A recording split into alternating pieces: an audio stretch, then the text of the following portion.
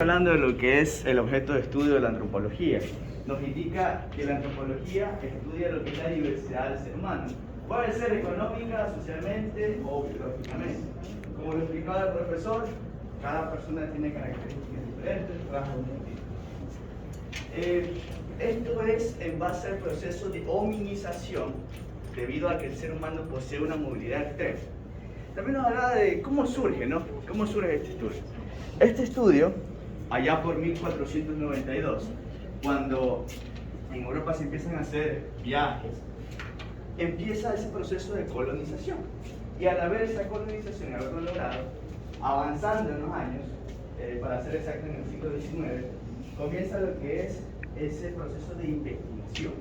Eso se hace mediante lo que es la colonización, y acá se determina a personas que van teniendo un carácter científico. Por lo tanto, ¿qué es lo que sucede? A ellos se les da por tener una crítica y una reflexión sobre este sistema. Es muy importante esto porque en esta reflexión se plantean cómo es convivir con el otro, es decir, con personas que eran nativas. Y ahí es donde empieza ese estudio y ese interés. A esto lo llamamos conocimiento etnográfico, como lo que planteaba antes. Después de esto, el profesor en el video explica lo que son las nociones económicas. Se dice que hay economistas que estudian lo que es comportamientos colectivos, de cómo se genera esa riqueza o la pobreza. Pero también hay economistas, ojo, esto es muy importante que lo recuerden, la corriente neoclásica va muy ligada a lo que es la otra definición que ciertos economistas dicen, que se encarga del estudio individual, de cómo el ser humano se comporta para administrar sus recursos. Un claro ejemplo, una figura o un actor muy conocido de lo que es la corriente neoclásica es Alfred Marshall, por poner un ejemplo. Supongo que en el video se acordarán de la otra persona. Y también nos explica que es una corriente muy utilizada actualmente. De ahí nos habla del problema neoclásico, ¿verdad? De que el ser humano actúa con el principio de racionalidad para poder administrar esos recursos eficientemente. Entonces, ¿cuál sería el problema en sí? De que el mercado actúa, tanto el consumidor como el productor, en base a una racionalidad. Y esto sería un problema porque a veces no tomamos las decisiones correctas. ¿Preguntas? Justamente eso es lo que ahorita los nuevos economistas, por así decirlo, se está viendo, que están aplicando en la economía no solamente lo que es la antropología, por decirlo así, sino también lo que es la psicología, que va acompañado en el estudio de los seres humanos y en la manera que actúa tanto como consumidor como productor, en el cual se dice que nosotros los consumidores no somos seres racionales, que muchas veces no tomamos las decisiones óptimas para ocupar nuestro ingreso, por así decirlo.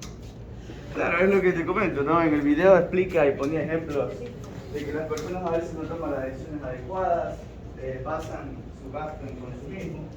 Porque seamos honestos, nosotros vemos un celular y nos dan ganas de comprarlo, algún vestido. Aquí interviene lo que son los gustos y preferencias. Exactamente. Las situaciones climáticas, los productos,